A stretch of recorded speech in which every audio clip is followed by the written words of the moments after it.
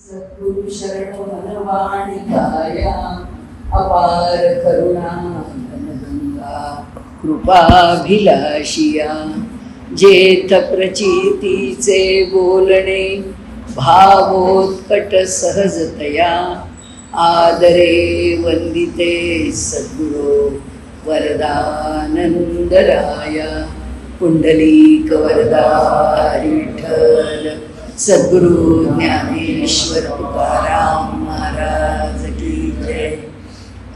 सद्गुरु दासगणु महाराज की जय। स्वामी वरदानंद महाराज की जय। जय जय रघुवीर समर्थ। नमः पार्वती पते हर हर महादेव। भारत माता की जय।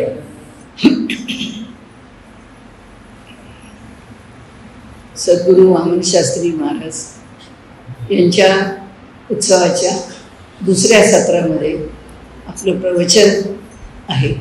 यात जो विषय आपल्याला मांडायचा आहे तो नेहमीप्रमाणे मी महेश अण्णांची बोलली काय विषय घ्यायचा आहे त्याप्रमाणे त्यांनी मला सांगितलं की यावेळी आपण व्रतादींच्यावरती बोलूया।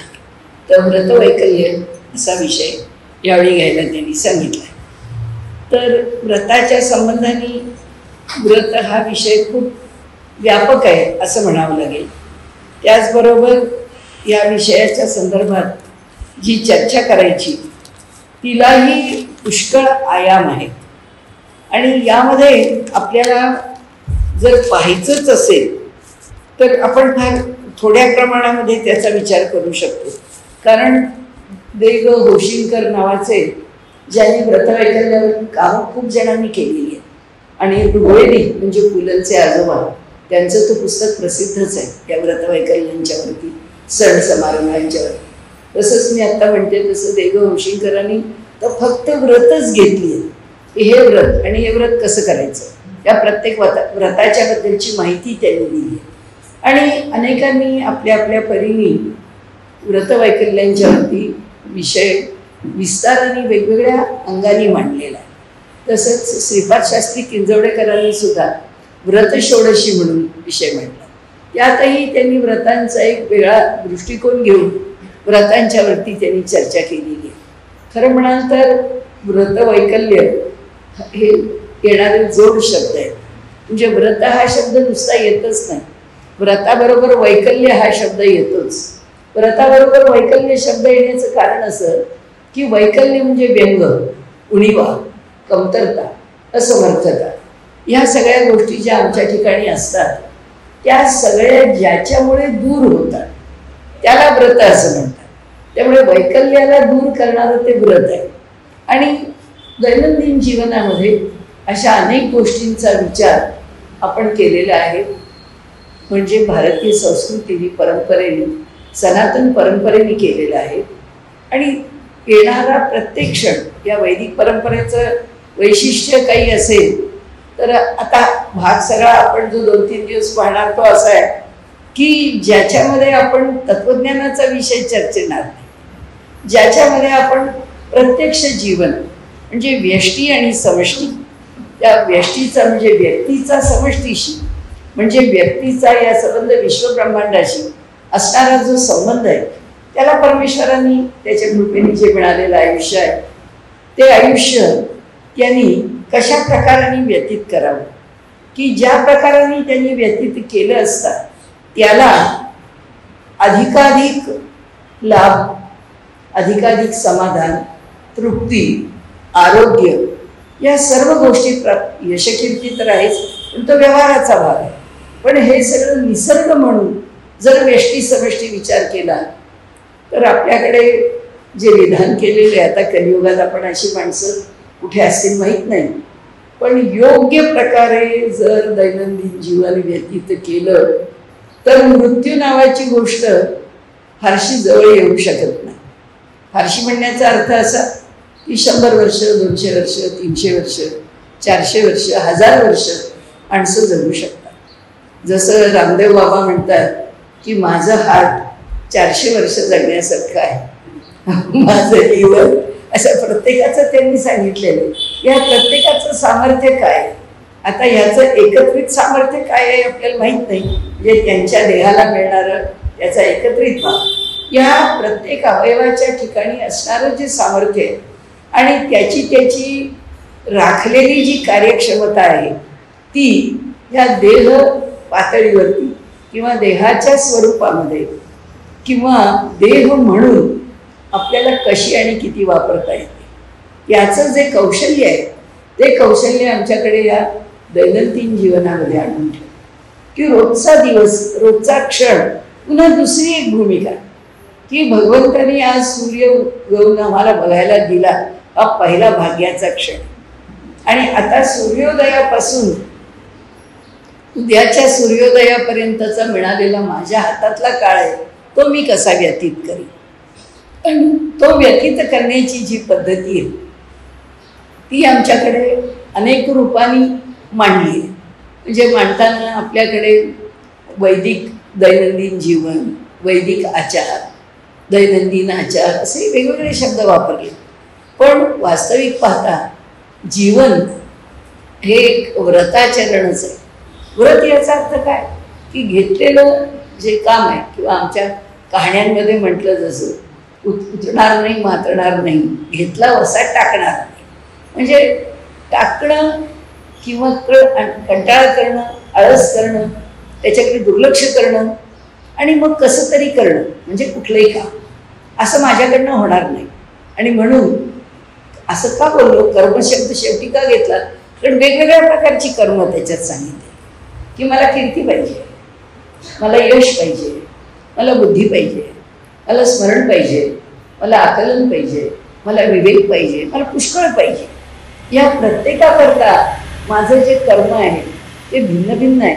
असं आपल्याकडे सनातन धर्मामध्ये आचार धर्म सांगताना सांगितलं की हे आम्हाला मिळवायचं.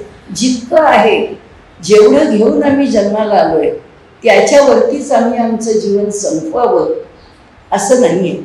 नाही आहे म्हणजे असं नाहीच आहे की ज्या शरीर मनबुद्धीच्या ताकदीनिशी आम्ही जन्माला आलो त्याच्यामध्ये विस्तार, त्याच्यामध्ये आपलं जीवन अधिक उन्नत, अधिक उदात्त, अधिक गुणवत्तापूर्ण, अधिक कार्यक्षम, या सर्व पातळीवरती आम्ही जे मिळवायचं आहे त्याच्याकरता आकाशीच मर्यादा आहे. Sky is the limit.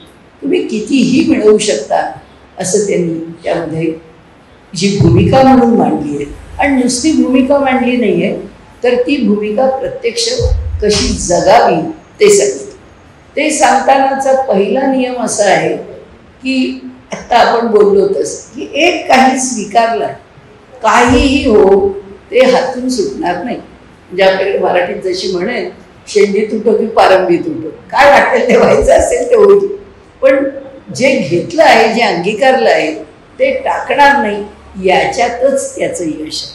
आपण नेहमी कीर्तनामध्ये जी लोकमान्य टिळकांची आठवण सांगत असत त्यामध्ये ताई महाराज खटला हे प्रकरण लोकमान्य टिळकांना फार कठीण गेलं आणि आयुष्यभर त्रासदायक ठरलं. 20 वर्ष खटला चालू होता आणि त्याचा त्रास इतका झाला त्यांना की प्रत्येक वेळी जी विरुद्ध पक्ष म्हणा किंवा ताई महाराज म्हणा त्यांनी अनेक प्रकारांनी त्यांना अडचणीत आणायचा प्रयत्न केला. ते लढत होते. पण जेव्हा शेवटी आता केस संपत आली, निकालापर्यंत आली आणि निकालाच्या वेळी त्यांच्या म्हणजे ताई महाराजांच्या वकिलांनी सांगितलं की बाई, लोकमान्य टिळक आहेत, ते तुमची उलट तपासून घेतील किंवा तुम्हाला प्रश्न, तेच त्यांची केस लढत आहेत. तर त्यामुळे त्यांचा खटला ते लढत असल्यामुळे ते जे काही तुम्हाला शेवटी पुन्हा बोलतील विचार, ठाम राहा, मी सांगितलंय त्याप्रमाणे नाही म्हणजे नाही, नाही म्हणजे नाही, पक्क लक्षात ठेवा आणि नाहीच म्हणा. तर ते सगळं पडवून भोकून ताई महाराज गेल्या होत्या कोर्टात. परंतु लोकमान्यांनी जेव्हा सांगितलं की मला प्रश्न विचारायचा आहे, होऊ दे म्हणाले, शेवटी काय जो खटल्याचा भाग असेल त्याप्रमाणे लोकमान्यांनी विचारलं की अमुक अमुक बाबतीमध्ये तुम्ही जे म्हणता तो जो दावा आहे तो तुमच्या मते तुम्ही खरं बोलता आहात का, तो दावा खरा आहे का. तर त्या बाईने सांगितलं नाही. तर ते वकिलाने कपाळाला हात लावायची वेळ आली. झालं, कोर्टातनं बाहेर आले, निकाल बाईंच्या विरुद्ध लागला, ताई महाराजांच्या. आणि त्या इंग्रजी वकिलांनी लोकमान्यांना विचारलं की अहो 20 वर्ष खटला लढल्यानंतर तुम्ही आत्ता जेव्हा बाईंना हो की नाही हा प्रश्न विचारला, हा प्रश्न इतका अवघड होता की बाईंनी फक्त हो म्हटलं असतं, तुम्हाला आता जे म्हटलंय त्याप्रमाणे तो केस तुमच्या बाजूने नक्की होणार होती. पण नाही म्हटलं असतं तर काय, हा 20 वर्षाचा खटला तुमच्या विरोधात जात होता. तेव्हा लोकमान्यांनी सांगितलं की माझ्या नजरेला नजर भिडवून त्या बाईंना खोटं बोलण्याची जर बुद्धी होऊ शकत असेल तर आयुष्यभर सत्य बोलण्याचं जे व्रत अंगीकारलं आहे त्याचा काय उपयोग. जे सत्याचरणी माणसाच्या नजरेला नजर देऊन माणूस खोटं बोलू शकतो, तर त्या गुणाचं संवर्धन करण्याकरता किंवा तो गुण अंगी बांधण्याकरता आयुष्यामध्ये जे केलं त्याचा काही अर्थ राहत नाही, त्याला कुठल्याही प्रकाराने महत्त्व उरत नाही. आणि म्हणून त्या ठिकाणी जे म्हटलंय त्यांनी, त्या ब्रिटिश अधिकाऱ्यांनी म्हटलंय की का विश्वास आहे आणि माणसं ही अशा प्रकाराने व्यवहार करतात, माणसं अशा प्रकाराने आपल्या आपल्या गुणांच्या ठिकाणी इतके श्रद्धावान, इतके पक्के असे कसे राहू शकतात. व्रताची व्याख्याच अशी, व्रत देवेश पूजन, म्हणजे व्रतम देवेश पूजन, व्रतम सर्वार्थ साधन, सर्व प्रकारचे अर्थ म्हणजे सर्व प्रकारचे हेतू व्रताने साध्य होऊ शकतात. जे जे मिळवायचं आहे ते सर्व काही व्रतांच्या माध्यमामधून मनुष्याला मिळवता येतं. आणि व्रत म्हणजे दुसरं काही नाही, एक निश्चय केला, एक गोष्ट मनात घेतली किंवा हे मला पटलं आहे, ह्याचं आचरण मला करायचं आहे, एवढं एकदा अंतःकरणामध्ये धरलं की संपलं. ते सातत्याने चालू ठेवणं, याला आपल्याकडे 2 शब्द छान वापरलेले आहेत. आपल्या आपल्या स्वभावाप्रमाणे लोकांनी म्हटलं, सावरकरांनी त्याला अशी धाराव्रत म्हटलं, म्हणजे तलवारीवरून चालणं. कारण अवघड आहे तलवारीवर पाय ठेवायचा आणि चालायचं. तर आपल्याकडे शास्त्रांनी त्याला तैलधाराव्रत म्हटलं, म्हणजे तेलाची धार जशी खंडित होत नाही तसं व्रताला कधी खंड पडत नाही किंवा पाडू नये, किंवा व्रताचा हा मुळी नियमच आहे. व्रताच्या बाबतीमध्ये हे लक्षात ठेवण्यासारखंच आहे. आणि म्हणून व्रतांचे जे काही आपल्याला अनुभव म्हणा, व्रतांची जी काही माणसाला मिळणारी अनुभूती म्हणा, ती अनुभूती अशी विलक्षण आहे.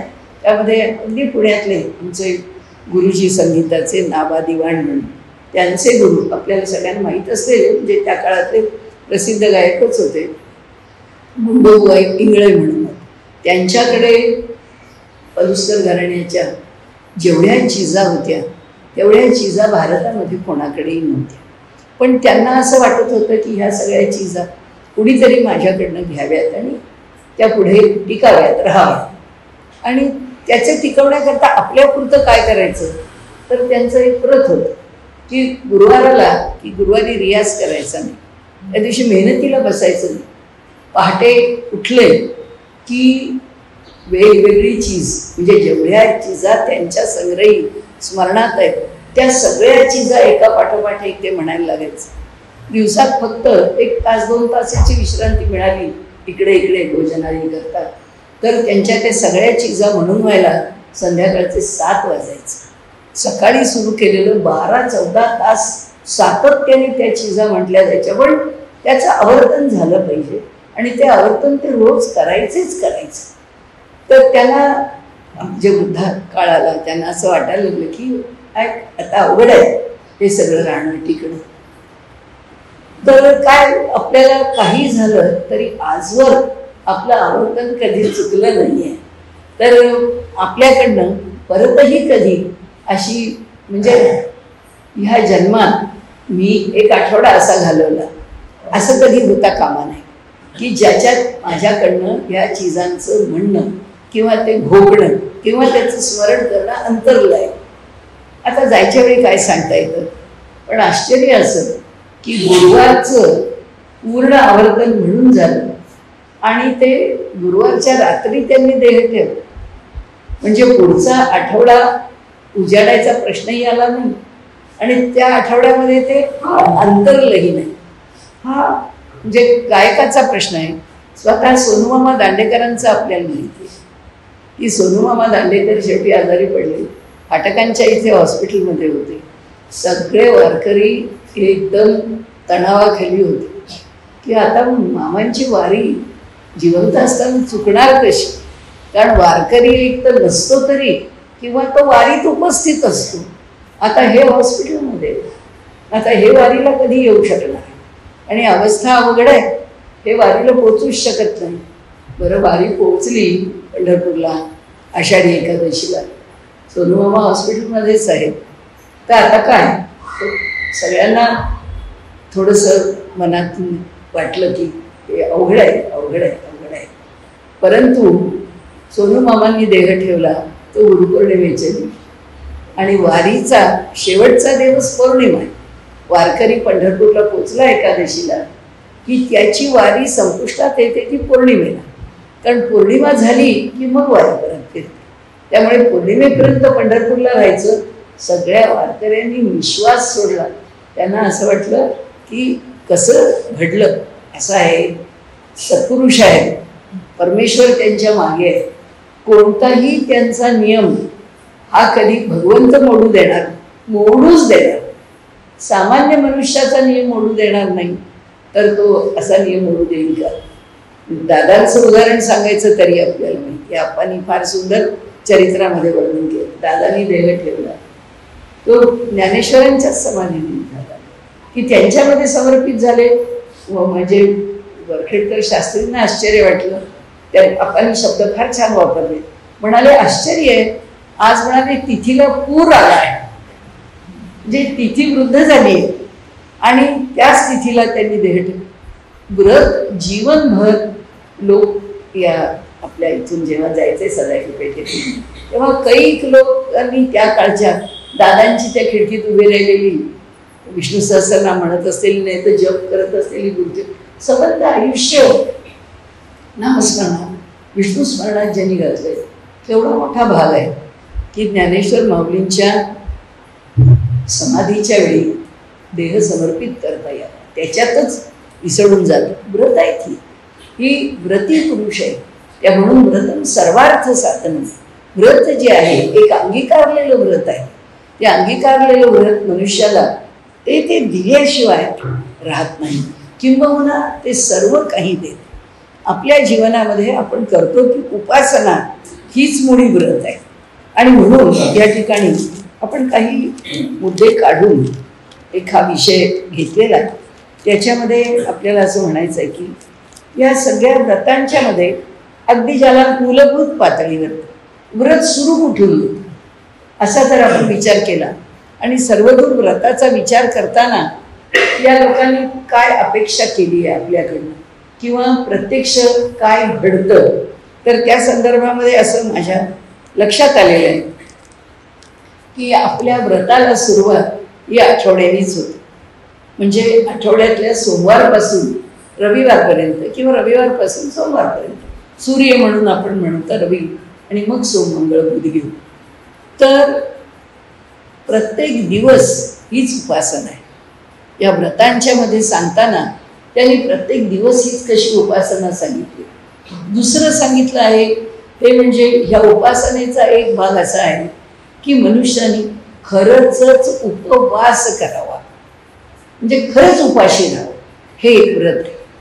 रोज नाही, प्रत्येकाने आठवड्यामध्ये आपल्याला आवडणाऱ्या, आपल्याला आवश्यक वाटणाऱ्या किंवा आपलं दैवत असणाऱ्या अशा दिवशी, मग एखाद्याचं कसं असतं हेवी रुटीन असतं, हेक्टिक रुटीन असतं, त्या दिवशी त्याच्या या इतक्या व्यस्ततेतला दिवस आहे, त्याला असं वाटतं आजचे दिवस आपलं पोट हलकं असावं, पोटाला विश्रांती आली, ठीक आहे, त्याची ती भूमिका आहे.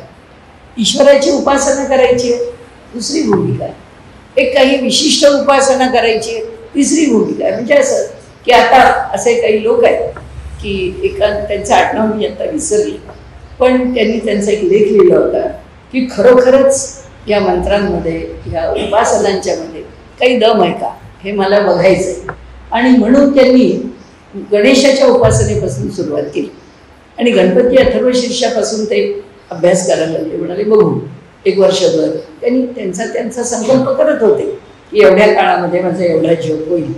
आणि त्यांनी लिहिलं की गणपती उपासना मी करत राहिलो, ती गणेशाची उपासना इतक्या वेळा असेल माझं मी ठरवलेल्या संख्येत माझ्या म्हणजे विधिविधान माझ्या नियमामध्ये मी उपासना केली आणि मला असा अनुभव आला की मला गणेशाचं दर्शन झालं. त्यानंतर म्हणाले मी उपासना सोडली, मग मी शिवाची उपासना, शिवाच्या उपासनेमध्ये मी रुद्र घेतला उपासनेला आणि त्या रुद्रावरती काम केले. म्हणजे प्रयोग आहे ते त्यांनी त्या उपासनेचा प्रयोग केला. आणि म्हणाले मला त्या उपासनेमधून असं लक्षात आलं की जो काही काळ मला लागला त्या काळापर्यंत मी उपासना केल्यानंतर माझी संख्या मर्यादित मी ठेवलेली पुरी झाल्यानंतर मला भगवान शंकरांनी माझ्यावर कृपा केली. शेवटी विष्णू तर त्यांनी सांगितलं आहे की काही नियम पाळून आणि अंतःकरणापासून उपासना केली तर प्रत्येक उपासना फलद्रूप होते. ही एक जी भूमिका मूलभूत भूमिका की उपासनेच्या मागची, तशी आम्हाला उपासनेची मूलभूत भूमिका सामान्य मनुष्याला जी दिली आहे त्याच्यामध्ये त्यांनी असं म्हटलंय की आठवड्याचे 7 दिवस रविवार ते सोमवार असं त्यांनी मोजलंय. आणि त्याच्यामध्ये त्यांनी असं म्हटलंय की या 7 दिवसामध्ये प्रत्येक दिवशी आम्ही काय करावं, आम्हाला पाहिजे तसे दिवस व्यतीत करावेत, आमच्या पद्धतीने आमचं रुटीन आमचं चालू द्यावं, पण एक दिवस हा उपवासच करावा.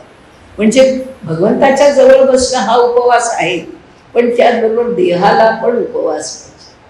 आणि त्यांच्या त्या उपवासामध्ये त्यांनी कुठलीही खिचडी, साबुदाणा, बटाटा, शिंगाडा, भगर काहीही मान्य केलेलं नाही.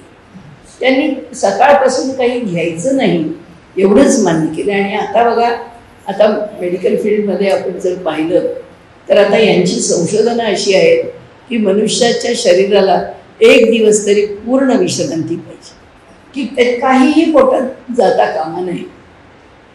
आणि त्या विश्रांतीनेच मनुष्याचं आरोग्य उत्तम राखलं जातं. इथेही त्यांनी उपवासाचे पण वाचून पाहूच ते तो भाग मी आपल्याला वाचून दाखवणारच आहे की 7 दिवसाची उपासना त्यांनी आपल्याला प्रत्येक दिवशीच्या उपासनेमध्ये काय मिळतं आणि आम्ही ते कसं मिळवावं हे त्यांनी जे सांगितलं आहे ते रविवारपासून सोमवारपर्यंत. दुसरं त्यांनी सांगितलं आहे की उपवास याचा अर्थ तो आपण तात्विक लावतो, तो काही मला आज विशेष आपल्याला मांडायचा आहे आपल्या पुढे असं नाही आहे. पण उपावृतस्थ पापेभ्यो यस्तु वासौ गुणैः सह उपवासः सविज्ञेय सर्वभोग विवर्जितः. ज्या दिवशी आपल्याला उपवास करायचा आहे त्या दिवशी मनुष्याने पापकृत्यांपासून मुक्त असावं. नाही तर सामान्यतः मनुष्य मोठ्या माणसांना म्हणतो तो फार चिडचिड करायला, आज उपवासाचा दिवस आहे ना, पोटात अन्न नाही आहे, याची चिडचिड सुरू झालेली आहे. ही मंडळी चिडचिड करायला लागतात. म्हणजे त्यांनी जे म्हटलं की चिडचिडणं, रागावणं, मनाविरुद्ध झालं की शांत राहता न येणं, त्यांनी इथे म्हटलंय की उपावृतस्थ पापेभ्यो यस्तु, ज्यांनी ह्या पापांच्या पासून मुक्त, कुठलाही दोष आमच्यामध्ये निर्माण होऊ नये ह्याची जागरूकता ठेवून दिवसभर सद्गुणांच्या सानिध्यात राहणं हाच खरा उपवास आहे असं त्यांनी इथे व्याख्या केली. की सद्गुण त्या दिवशी, सद्गुण याचा अर्थ चांगलाच व्यवहार करावा. आणि पुढे आपण बघू म्हणून येतात आता तो विषय बोलणार ते असो, सोडून घेऊ आता आपण इथे. आणि इथे उपवासामध्ये अतिशय सात्विक असं अन्न खावं हा दुसरा विषय.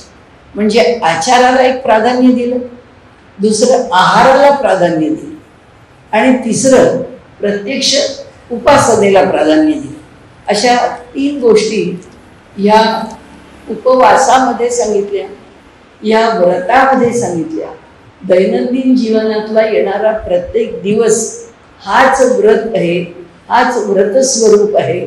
उपनिषदांच्या मध्ये तर त्यांनी म्हटलं की ज्या दिवशी आम्हाला समजलं की माझा हा जो प्रत्येक श्वास आहे, हा श्वास भगवंतानी जणू काही एखादा यज्ञ असावा तसा श्वास घ्यावा आणि उच्छ्वासामध्ये म्हणजे टाकण्यामध्ये किंवा अर्पण करण्यामध्ये काही कृती करावी, काही घडावं आमच्या हातून. हे ज्या काय साधा नियम आहे, श्वास आणि उच्छ्वास.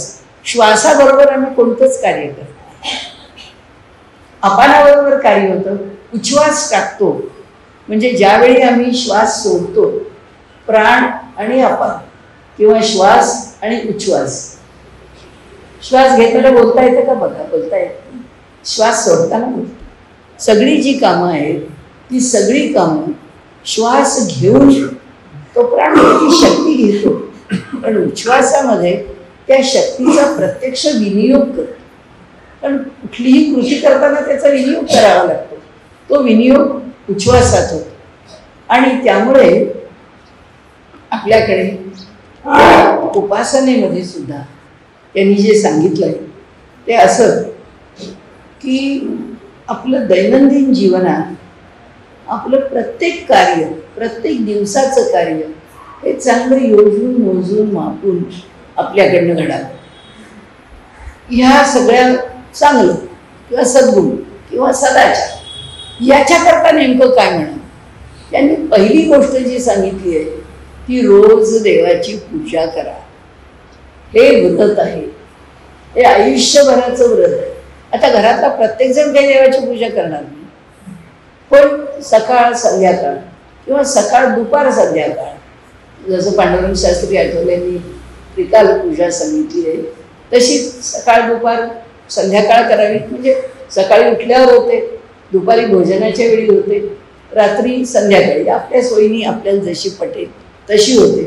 म्हणजे देवाचं स्मरण दिवसाकाठी घडावंच घडावं स्वतंत्रपणे, की मला नमस्कार करायचा आहे, मला त्याच्याशी संभाषण करायचं आहे, मला काहीतरी भगवंताला सांगायचं आहे, त्याच्याकडनं मला काहीतरी घ्यायचं आहे. आमच्यामध्ये काहीतरी डायलॉग पाहिजे दिवसभरामध्ये भगवंत आणि आपण. असा त्यांची जी पूजेच्या संदर्भामध्ये भूमिका आहे किंवा व्रताच्या संदर्भामध्ये जो पहिला नियम आहे किंवा पहिली गोष्ट व्रत म्हणून आचार्याला सांगितली आहे ती पूजा सांगितली. आता आमच्या ग्रंथामध्ये अर्थसंग्रह नावाच्या त्याच्यामध्ये या प्रत्येक गोष्टीची काही फलं दिली. त्यात त्यांनी फल देताना असं म्हटलंय की रोज पूजा केल्याचं फल काय? काही नाही. पण पूजा नाही केली तर दोष. म्हणजे पूजेचं फल आम्हाला स्वतंत्र मिळत नाही, पण नाही केल्याचा मात्र दोष आम्हाला लागतो. एक गोष्ट अशी लक्षात येते की जो मनुष्य या नेमस्तपणाने वागतो किंवा राहतो त्याच्या जीवनामधला संघर्षाचा मार्ग हा पुष्कळसा सौम्य असतो. सौम्यपणाने त्याचं जीव काय करून ठेवलेलं असतं गेल्या जन्मात आपल्याला माहिती नाही. या जन्मात ते कोणत्या रूपामध्ये भोगायला येणार आहे आपल्याला माहिती नाही. परंतु उपासना ही मनुष्याला त्या सगळ्या येणाऱ्या प्रसंगामध्ये ते सौम्य करण्याचं काम निश्चित करतं. त्यामुळे दैनंदिन म्हणजे सातत्याने केलेली भगवंताची स्मरणात्मक उपासना, स्मरणात्मक उपासना कशी म्हणा किंवा अखंड केलेल्या स्मरणाची उपासना ज्याचा त्याचा अधिकार आहे, पण किमान ठरवून योजून दिवसातून 3 वेळा तरी त्याचं स्मरण करावं. हा एक आग्रह या उपासनेच्या संदर्भात त्यांनी मांडलेला आहे. दुसरा जो आग्रह मांडलेला आहे तो असा की भोजन शक्यतो 2च वेळा करा. आणि आप्पा नेहमी सांगत असतात की जाऊन खाण्याचं अन्न आहे 2दाच घ्या, आवश्यक असेल तेव्हा पेय घ्या. कारण तो म्हणजे आयुष्यभर उपवास केल्यासारखं आहे. आयुष्यभर उपवास करणे म्हणजे हे एक व्रत आहे, अनशन व्रत आहे. अनशन व्रत केल्यासारखं आहे. गीताकारांनी सुद्धा म्हटलं, गीतेत सुद्धा त्यांनी म्हटलं की 2 वेळचं भोजन त्याच्यामध्ये काही न घेणारे. मागच्या पिढ्यांमध्ये आपण बघा लोक कटाक्षाने काही खात नाही, 2 वेळा म्हणजे 2च वेळा भोजन करत असतात. हा पण एक व्रतांच्या मधला भाग आपल्याला, आपण काय पालन करू, आता ह्यातलं कसं जमायचं असं काही नाही, आपल्याला जे जमेल ते. कारण आपल्याला सकाळी यायच्या गोळ्यात जर इतक्या कडक असतील आणि त्या जर आपल्या पोटाला ऍसिडिटी करत असतील तर नुसत्या दुधाबरोबर गोळ्या घेऊन चालणार ती खावंच लागेल. बरं सकाळीच ती गोळी घ्यावी लागणार असेल तर ती सकाळीच घ्यावी लागेल, ती उशिरा घेऊन जेवणाच्या वेळेनंतर घेऊन चालणार नाही. म्हणजे प्रश्न असा आहे की सगळ्याला तारतम्य पाळलं पाहिजे. मी आपल्याला सांगते, माधवनाथ महाराज आपले वाकडे महाराज त्यांच्या इथे खूप सगळ्या चांगल्या म्हणजे स्त्रिया शिकलेल्या म्हणजे चांगल्या सुसंस्कृत म्हणता येतील अशा आणि ॲफ्लुएंट सोसायटीमधल्या बायका, चांगल्या उच्चवर्गीय कुटुंबांमधनं आलेल्या बायका, आर्थिक स्थिती असलेल्या. आता ते काय नियम सांगितला की ते त्यांनी सांगितलं आहे बघा, सगळं आपण स्वावलंबनाने राहावं, शक्यतो दुसऱ्यावरती अवलंबून राहू नये. आणि स्वावलंबनाचा फायदा असा आहे की आपला आत्मविश्वास वाढतो, आपल्याला कुण्या वाचून अडत नाही. याच्यामुळे एक माणसाच्या मनाला मिळणारं समाधान आहे ते वेगळं असतं. तर त्या माझ्या नातेवाईकच आहे, त्यांनी घरी आल्यानंतर आता आपल्याला महाराजांनी सांगितलं आहे स्वावलंबनाने राहायचं. सगळ्या कामाच्या बायकांना सुट्टी देऊन ठेवली की घरातलं काम सगळं मी करीन. 2 दिवस सुद्धा नाही गेले, हैराण होऊन गेल्या.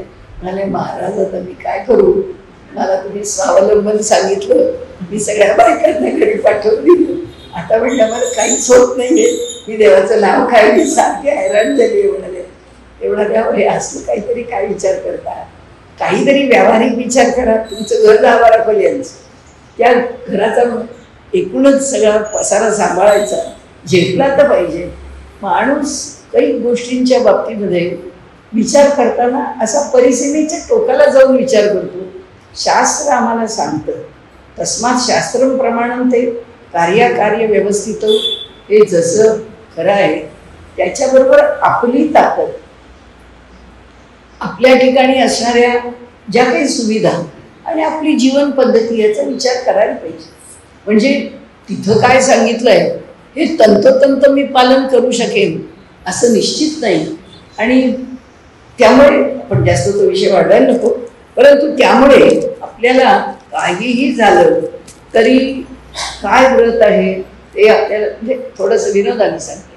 दर 17 वर्षांनी वगैरे कोकिळा व्रत येतं.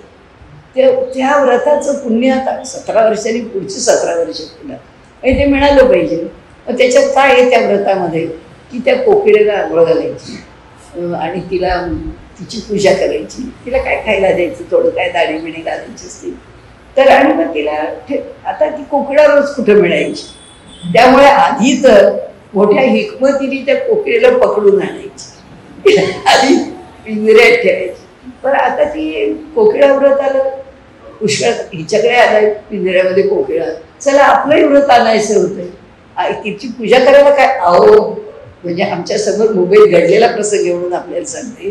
माझी आई, आम्ही लहान होतो मुलं तेव्हा, मी 8वीत होते फक्त, आणि तेव्हा ते कोकिळा व्रत आलं होतं. या बायकांनी त्या कोकिळेला आंघोळ घाल कोकिळा 8-15 दिवसात गेली, आजारी पडली ती आणि आजारी पडून गेली कसलं कोकिळावर. म्हणजे हा जो एक अविवेकी भाग आहे व्रतांच्या मागचा, तो मात्र कधी अवलंबला जाऊ नये. म्हणजे मला आठवतं ती बिचारीनं असे चित्कार, अंगात दम उरला नाही तिच्या, या बायकांच्या आंघोळी घालली, ती हैराण झाली होती ती कोकिळा. तर सांगण्याचा हेतू असा आहे की अशा अनेक गोष्टी याच्यामध्ये बघायला मिळतात.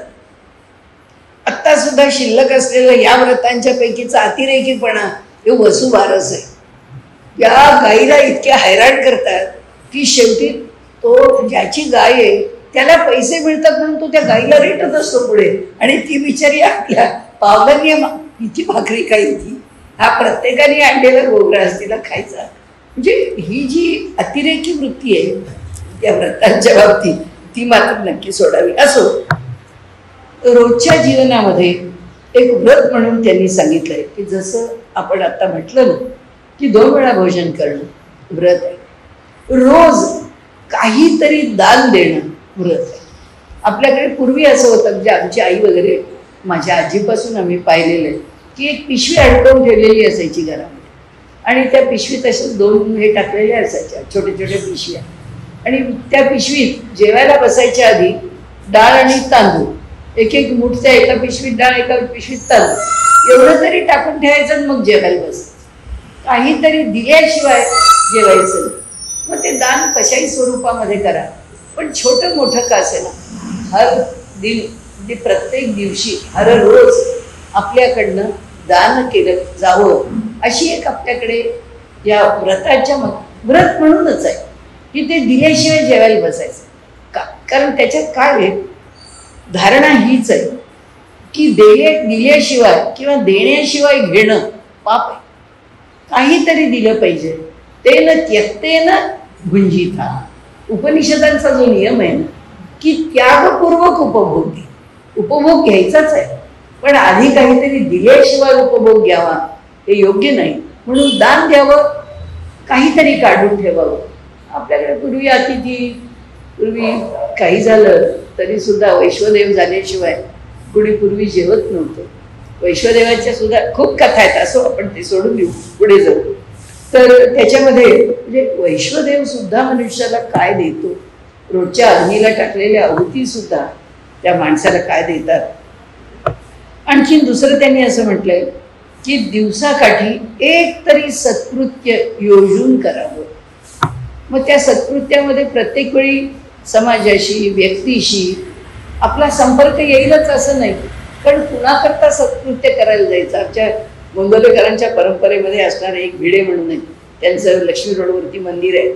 तर ते नेहमी म्हणायची की आम्हाला महाराज सांगायचे की अन्नदानाचं पुण्य आहे. अहो म्हणले आमचे गोंदवलेकर संप्रदायातले लोक आपण कोणाच्याही घरी गेलो आपल्याला चहा प्यायचा नाही आपली तब्येत बरी नाही आपल्याला जेवायचं नाही आपल्याला आता काही नको आहे तरी यांच्या पुण्याकरता म्हणाले आम्हाला म्हणजे भरीला घालून खायला लावतात. अहो म्हणाले एकदा थांबवा आणि म्हणाले वेलसऱ्यांना म्हणाले ते त्या दिवशी की म्हणजे बाबा वेलसऱ्यांना की बाबा तुम्ही जाहीर सांगा एकदा की महाराजांनी जरी अन्नदान करायला सांगितलेलं असलं आणि कुणाला विमुख पाठवू नका असं म्हटलं असलं तरी अहो याच्यामुळे आम्ही हैराण होतो. ज्याच्या घरी जातो त्याच्या घरी आम्हाला फुकट खावं लागतं.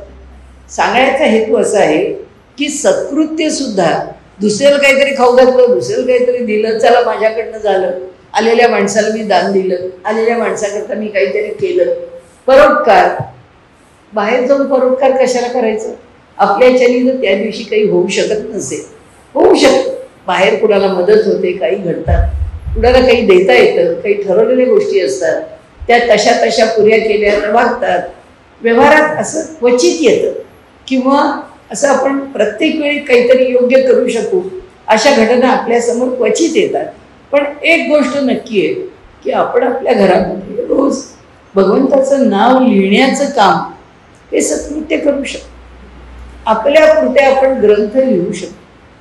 एक मनामध्ये संकल्प करायचा की आता आपण भगवद्गीता लिहायला सुरुवात लिहायला लागायचं का कशाला जेवढे ग्रंथ लिहू आपण आपल्याच घरामध्ये जर बागबगीचा असेल तर बागबगीच्यामध्येच त्या ग्रंथाचं काही करायचं असेल तिथे ठेवावं नाही समर्पण करावं जलसमर्पण करावं. कुठे चांगल्या प्रकारे बांधकाम चालू असेल त्या बांधकामाच्या खाली पाया म्हणून ते द्यावं. पायात घातलं जाईल त्याचा काही चांगला उपयोग होईल. पण आणखीन हा एक भाग आपल्याकडे या व्रतांच्या मध्ये सांगितलं आहे की हे व्रत आहे. दैनंदिन जीवनात रोज दान देणं रोज 2 वेळा भोजन करणं फक्त तसंच रोज काहीतरी सत्कृत्य हातून घडणं आणि सगळ्यात मोठं म्हणजे स्वाध्याय कधीही सोडायचा नाहीच. त्यांनी उपासना किंवा काहीतरी देवाचं नाव हे मुखातून घेतलं गेलंच पाहिजे आणि ते देवाचंच घेतलं पाहिजे. म्हणजे काही लोक असं सांगतात व्यवहारामध्ये ते बघा आम्ही कर्मयोगीच आहोत आमचा कर्मावर विश्वास आहे आम्ही आमच्या नोकऱ्या उत्तम करतो आम्ही आमचं सगळं जे काही काम आहे ते प्रत्येक काम आम्ही योग्य प्रकाराने करतो आम्हाला दुसरं काही करण्याची गरज वाटत नाही. असं मात्र नक्की नाही. आपल्याला वेळ मिळाला तर या 2 दिवसात त्याच्यावर आपण बोलू नाही असं नाही. परंतु केवळ उत्तम काम करणं केवळ उत्तम जीवन जगणं आचार संपन्न जीवन जगणं याच्याबरोबर श्रद्धेने उपासना करणं हे आमच्या जीवनाला आवश्यकच आहे. जाताना आपण एवढंच म्हणू की माणसाची मानसिकता आणि माणसाची बुद्धीला विवेक आणि मनाला स्थैर्य, या दोन गोष्टी जर यायच्या असल्या तर त्याला श्रद्धाच आवश्यक. आणि श्रद्धा ही केवळ माझ्या लौकिक कार्यावर ठेवून होत नाही.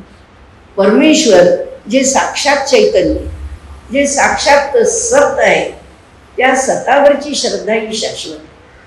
आणि तीच शाश्वत श्रद्धा आम्हाला त्याचं योग्य फल देते, मनाला सश्रद्ध बनवते, जीवनाला अधिकाधिक कृतार्थतेच्या मार्गावरून नेते. आता आपण त्याचा फार विस्तार करायला नको. आता त्यांनी असं म्हटलंय की ही जी व्रतं आहेत, या व्रतांमध्ये आपलं सगळं जीवन आहे. हे आता पुन्हा पुन्हा आपण बोललो. उपनिषद म्हणाली, व्यवहार म्हणाला, आचार धर्म म्हणाला, धर्मशास्त्र म्हणालं, हे सगळे एक गोष्ट सांगतात की माझं जीवन आणि मला मिळालेला काळ हा मला योग्य प्रकाराने घालवायचा आहे आणि योग्य प्रकाराने वापरायचा आहे. हे एकदा मी ठरवलं की म्हणाले माझ्या जीवनात खऱ्या अर्थाने मी व्रतस्थ झालो. पण ठरवलं ना मी आता असंच करणार. आता त्याचं स्वरूप काय, याचं वर्णन त्यांनी खूप छान केलं. ते म्हणाले की सोमवार ते रविवार म्हणा किंवा रविवार ते सोमवार म्हणा, माणसाने उपवास म्हणजे यातला कोणताही एक दिवस अनशनाच्या रूपाने उपवास आणि प्रत्येक दिवस भगवंताच्या सानिध्यात राहण्याचा अधिकाधिक प्रयत्न हा जो आहे तो व्रताचा भाग आहे, तो उपवासाचा भाग आहे, तो प्रत्येक दिवस उत्तम प्रकाराने कृतार्थतेने घालवण्याचा भाग आहे. त्याला त्यांनी सप्ताह चक्र असं म्हटलं. एक सातत्य आहे, व्रताचं सातत्य चक्राकार मांडलंय. आणि त्यांनी म्हटलंय की हा आठवडा पुन्हा पुढचा आठवडा येतो, नेहमीची येतो, मग पावसाळा, आपण त्या ऋतुचक्राचं वर्णन करतोच. तसं त्यांनी म्हटलंय की एक आठवड्यातला एक दिवस उपवास करणं हे सप्ताह चक्र आहे. ते त्या उपवासाच्या दिवशीपासून उपवासाच्या दिवसापर्यंत. दुसरं त्यांनी म्हटलंय पक्षचक्र आहे. त्या पक्षचक्रामध्ये एकादशी येते, प्रदोष येतो, जे संकष्टी येते, किंवा कुणी विनायकी करतो. अर्थात आपल्याकडे शास्त्र असं आहे की विनायकी करणारा संकष्टी करतोच, संकष्टी करणाऱ्याला विनायकी केलीच पाहिजे असं नाही आहे. परंतु संकष्टी आहे, महिन्यातनं एकदा येतं, एकाच पक्षात येतं, त्याच पक्षातलं ते व्रत आहे. तर ह्याला त्यांनी पक्षचक्र म्हटले की त्या 15 दिवसांनी येणारं ते चक्र आहे. एकादशीचं पक्षचक्र आहे, प्रदोष आहे. आता संकष्टी हे मासचक्र आहे, महिन्यानी येणार आहे. एक संकष्टी विनायकी केली तर विनायकी आणि संकष्टी पुन्हा पक्षचक्र आहे, कारण 15 दिवसांनी येतात म्हणून. तसं हे शिवरात्र वगैरे या मासचक्रामध्ये येतात उपवास. बाकीच्या उपवासांच्या पेक्षाही त्यांनी असं म्हटलंय की एकादशी हे जे व्रत आहे हे असंच 15 दिवसांनी येतं, म्हणजे पक्षचक्र आहे. या एकादशीच्या बाबतीत त्यांनी असं सांगितलंय की शौनकांनी नारदांना सांगितलं, नारदांनी विचारलं या एकादशीचं महात्म्य काय आहे. आता तो विषय घेता येणार नाही आहे म्हणून महेश म्हणाले की आपण पुढच्या वेळी बघू तर, किंवा काही. तर त्यांच्या मनातला आणखीन एक विषय होता तो म्हणजे पुराणातल्या कथा. त्या कथांना किती महत्त्व द्यावं, देऊ नये वगैरे, आणि कसं द्यावं, काय द्यावं. तर त्याच्यावर आपण काहीतरी चर्चा करू शकू का. तर म्हटलं आत्ता काही एवढा विचार किंवा अभ्यास नाही घ्यावा की यावेळी तो विषय घेता येईल, म्हणून मग आम्ही त्यावेळी व्रत हा विषय घेतला. तर त्याच्यामध्ये आता ही सुद्धा एकादशीची जी कथा आहे ती कथा त्यांनी सांगितली. त्या कथेत त्याचं जे स्वरूप आहे म्हणजे एकादशीचं, त्यामध्ये त्यांनी सांगितलं की फलाहार करावा. आणि आश्चर्य असं आहे की व्रत सांगताना ते संध्याकाळी सोडलं तरी चालतं, एकादशीचं व्रत. म्हणजे समजा वयोमान परत्वे जर पूर्ण 2 वेळचा उपवास झेपत नसला तर संध्याकाळच्या वेळी जर एक वेळ काय दूध पोळी, दूध भाकरी म्हणजे दशमी, दुधातली दशमी करून जर खाल्लं, एक अन्न खाल्लं आणि जर आपण तो उपवास सोडला तरीही एकादशी संपन्न होते असं त्यांनी सांगितलं. त्याची एक कथा सांगितली त्यांनी की प्रल्हाद विष्णूंचा जो भक्त आहे त्याचा नातू आहे, त्याचं नाव मृदुमान्य असं आहे. त्या मृदुमान्यानी तो स्वतः दैत्यच असल्यामुळे त्यांनी म्हणजे देवतांना बंदिवासात टाकलं.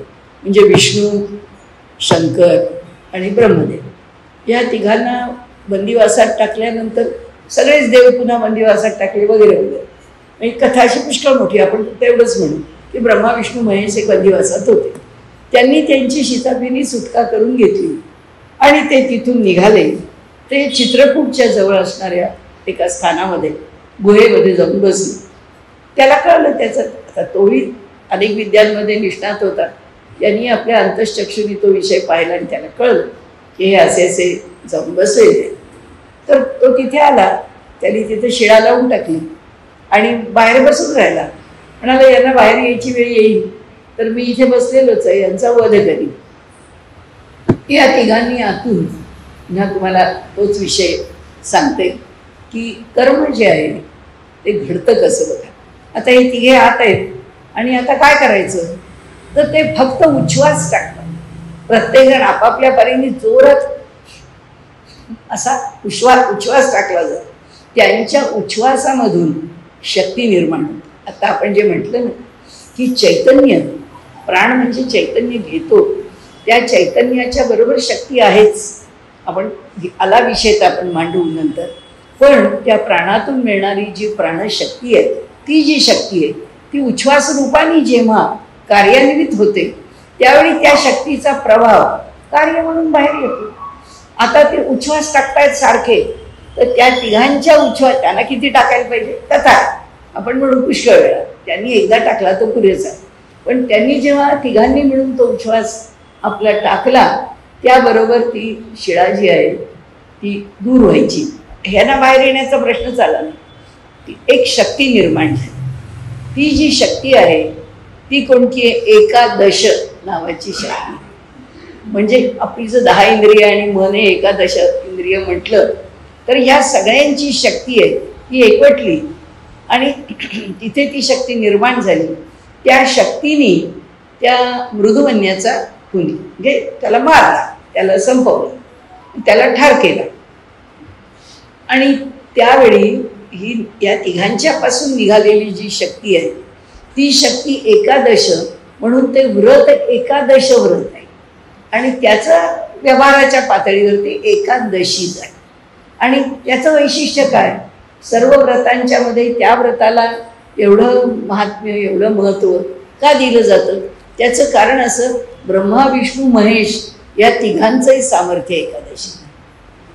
आणि दुसरं असं की एकादशी हे व्रत कोणत्याही दैवताची उपासना घरात असेल, म्हणजे आम्ही शैव आहोत, आम्ही एकादशी कशी करायची, आम्ही वैष्णव आहोत तर करूच करू, पण शैव आहोत तर करू की नाही करू. त्यांनी सांगितलं असं नाही, सगळ्यांकरताच एकादशी. आणि ज्याचं जे अभिष्ट किंवा ज्याचं जे अभिमत असं दैवत आहे, ज्याला जे आवडणारं दैवत आहे, त्या दैवताचं लवकरात लवकर सानिध्य आणि दर्शन करून देणारी एकादशी आहे. आणि म्हणून या एकादशी व्रताचा अवलंब प्रत्येकाने करावा असा एक थोडासा आग्रह या व्रतांमध्ये आहे. आणि त्याला हा जो पर्याय दिला आहे आणि कुठल्याही व्रताकरता सगळ्याला आपण समान म्हणून, त्यांनी कुठंही खिचडी खा, कुठेही बटाटा खा, कुठेही बगर खा, कुठेही शिंगाडा खा, कोणताही पित्तकर पदार्थ खा असं म्हटलंच नाही. सगळ्या व्रतांच्या ठिकाणी त्यांनी त्या त्या ऋतुकालातली फळं घ्या असंच म्हटलं. फळांच्या शिवाय म्हणजे फलाहाराशिवाय दुसरा आहार त्यांनी उपवासाला सांगितलेला नाही आहे. तर आता आपल्यापुढे मांडायचा जो विषय आहे तो विषय आपण उपासनेला जेव्हा सुरुवात करू आता बघायला, तर त्यामध्ये प्रत्येक वाराच्या उपासनेपासून आपण जाऊ. तर यातला आपल्या पुढे आधी रविवार पासून त्यांनी मांडली की उपवासाची फळ. नाही समजा रविवार केला, एखाद्याला जर सूर्य देवता आवडती आहे आणि रविवारचा जो उपवास करायचा असेल तर त्यांनी असं म्हटलंय की या रविवारच्या उपवासामध्ये ही सूर्य उपासना आहे. तर या सूर्य उपासना सगळीकडे एकच नियम आहे, तो पुन्हा पुन्हा सांगायची आपल्याला गरज नाही. त्या त्या वाराच्या देवतेचं स्मरण करायचं, फक्त 11 वेळा करायचं. म्हणजे आता सुद्धा रविवार आहे तर त्यांनी असं म्हणलंय की ओम सूर्याय नमः हा जप 11 वेळा करायचा. आपल्याला तसा करावासा वाटला, फक्त एकच नियम आहे, दिवसाला व्रत मानलं मी तर मला मॅन्डेटरी काय आहे, मला सक्तीचं काय आहे, मी सकाळी लवकर उठलं पाहिजे आणि लवकर उठून आंघोळ झाली पाहिजे. त्यांच्या दृष्टीने सूर्योदयापूर्वीची अंघोळ हेच खरं दिवसाचं पहिलं व्रत आहे. या पहिल्या व्रतातच आरोग्याची प्राप्ती आहे, अनेक सुखांची प्राप्ती आहे असं त्यांनी म्हटलं. आता आपल्याच्यानी जर नाईट ड्युटी अमुक तमुक येणारा कामाचा ताण परिस्थिती, पण जेव्हा केव्हा आंघोळ होईल तेव्हा सूर्याकडे बघून 11 वेळा तो जप करावा असं त्यांनी म्हटलं. हेही सगळं आपल्याला नाही जमलं तर आपल्याला नवग्रह स्तोत्र सगळ्यांना जर येत असेल तर रोज नवग्रह स्तोत्र मात्र एकदा म्हणावं, कारण ह्या सर्व ग्रहांचे परिणाम, या संबंध समष्टीचा जो व्यक्तीवर होणारा परिणाम आहे त्यामध्ये ह्या ग्रहांचे परिणाम आहेतच. आता आठवड्यामध्ये आठवडा का केला, दशवडा का नाही केला, त्याचं कारण असं की राहू आणि केतू हेही दोन्ही ग्रहच आहेत, पण हे जे मूळ 7 ग्रह आहेत या 7 ग्रहांचा मनुष्य जीवनाशी प्रत्यक्ष संबंध आहे. आणि राहू आणि केतू हे 2 ग्रह आपण पाहुणे म्हणतो की ते ग्रह तितके प्रभावी नाही. म्हणून या आमच्या आता एवढा एक आठवडा जरी घेतला ना तरी आपल्याला कळेल जगभर 7च दिवसाचा आठवडा आहे. आमच्या सनातन धर्माने जे कालाचं मापन केलंय तेच मापन जगाने स्वीकारलंय. संडे मंडेच करतात ते, पण त्यांच्या इकडे काही वेगळा आठवडा नाही आहे.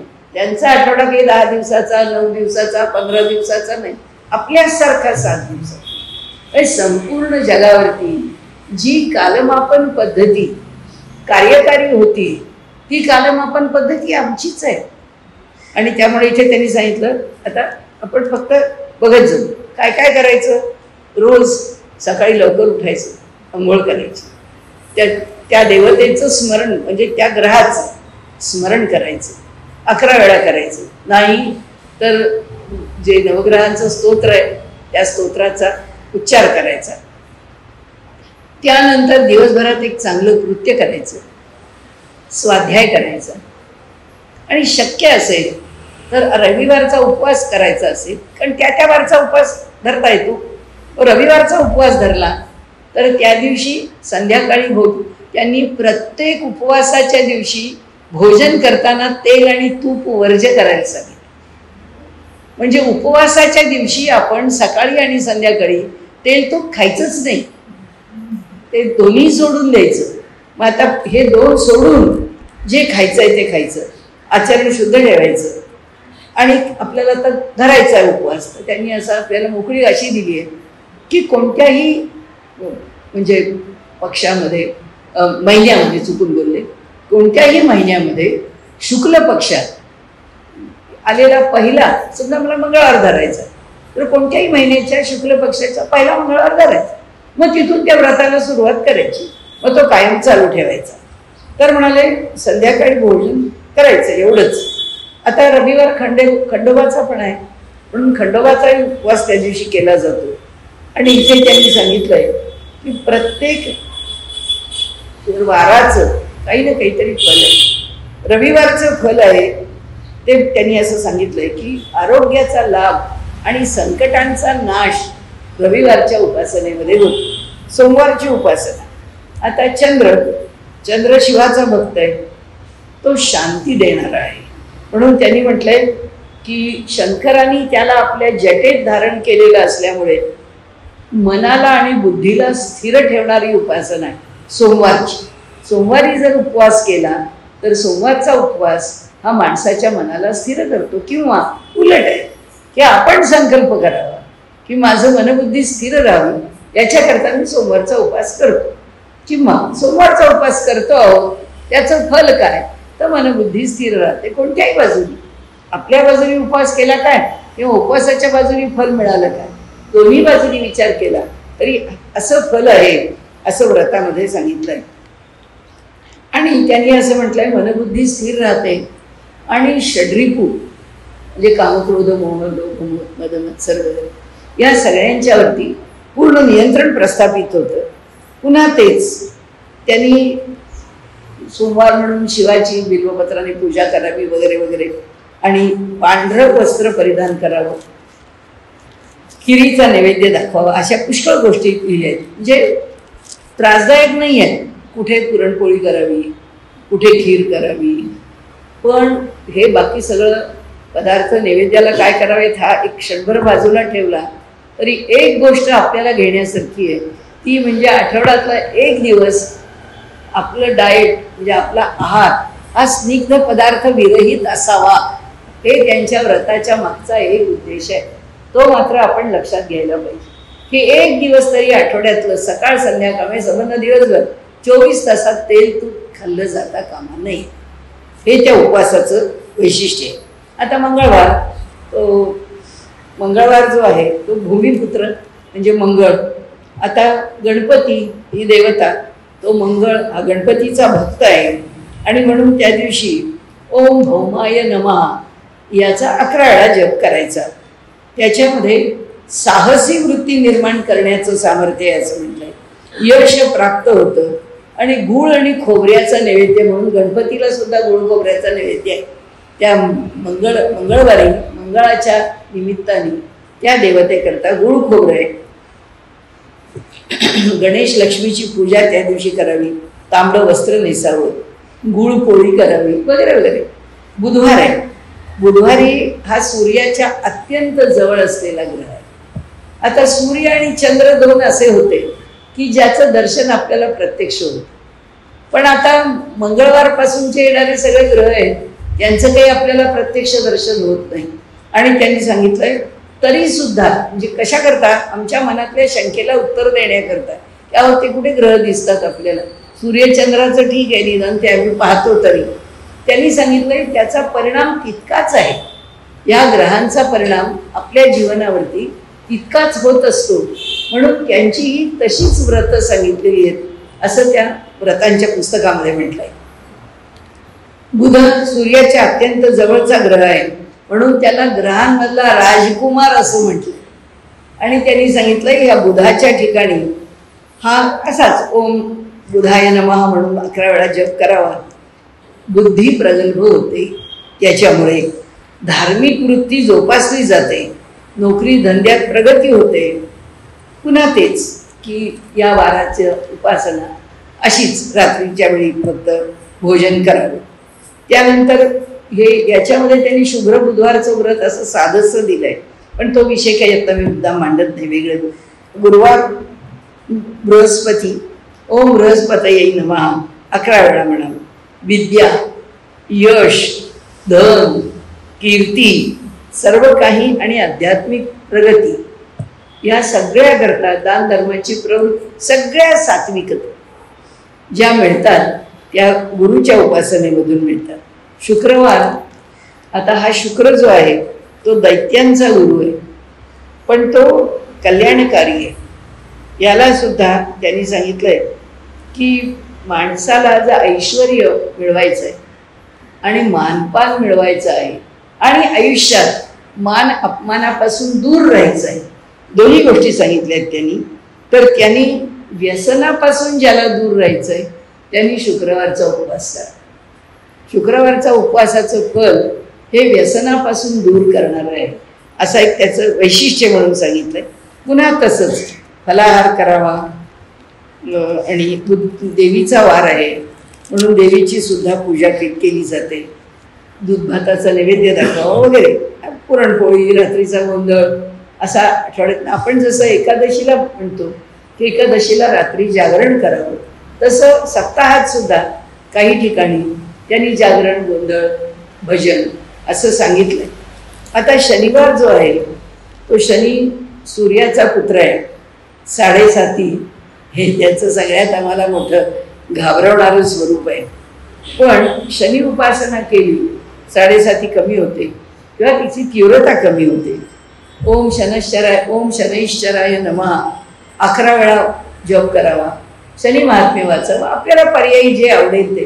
पण वैयक्तिक मला असं वाटलं की आपण जसं रोज नवग्रहाचं स्तोत्र म्हणतो, आपल्या आहेच रोजच्या पाठांतरामध्ये आणि आपल्या रोजच्या उपासनेमध्ये, जसं आपण काही स्तोत्र म्हणजे प्रणमे शिरसा देवम वगैरे सारखी ही जी स्तोत्र म्हणतो, तसं नवग्रह स्तोत्र सुद्धा आपल्या मारुती स्तोत्राबरोबर रामरक्षेबरोबर म्हटलं जातं. त्याचा अर्थ या सगळ्यातून आपल्याला कळतो की अनायासे त्या स्तोत्राच्या उच्चाराने आपली सप्ताहातल्या प्रत्येक वाराची उपासना होते आणि ती उपासना त्या स्तोत्राच्या निमित्ताने जणू काही ते व्रतच अंगीकारलं जातं.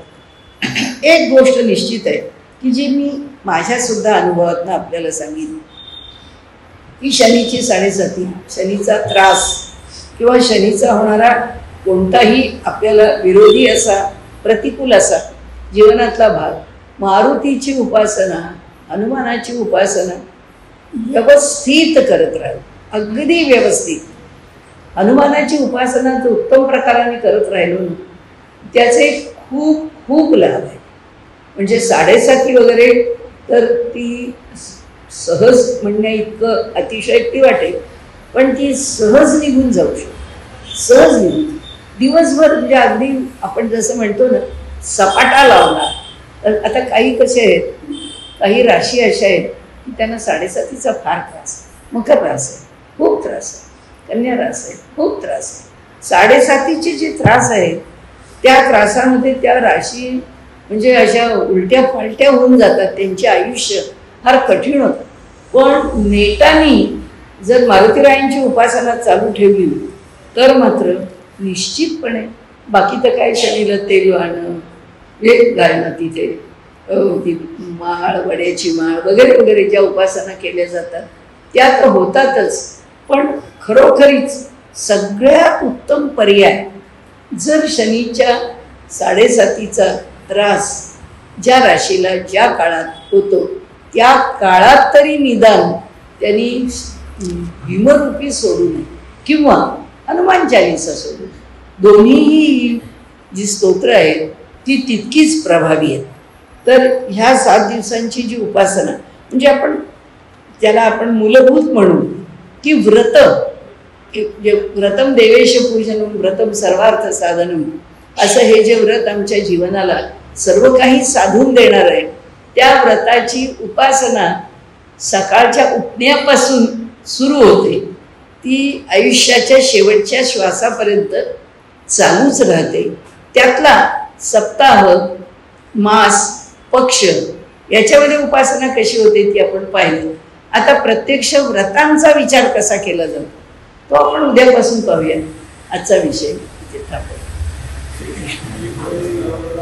हरी विठ्ठल सद्गुरु ज्ञानेश्वर तुकाराम महाराज की जय. गुरुदास गणो महाराज की जय. स्वामी वरदान महाराज की जय. जय जय